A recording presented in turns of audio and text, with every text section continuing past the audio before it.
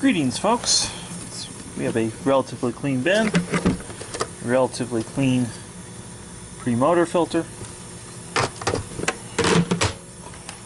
decent HEPA.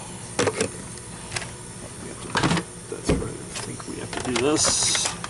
Alright, let's particle test this thing.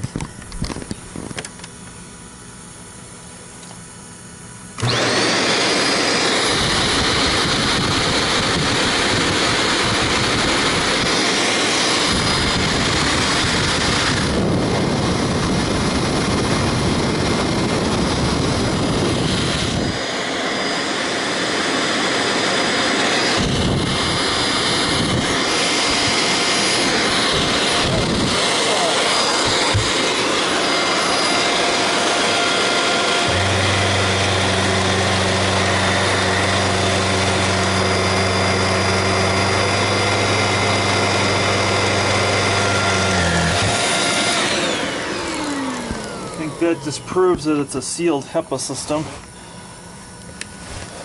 I don't see that. Actually, this is anti-allergy complete seal, but it proves it is leaking some dust. Not a whole lot, but this is a relatively new machine with relatively clean filters.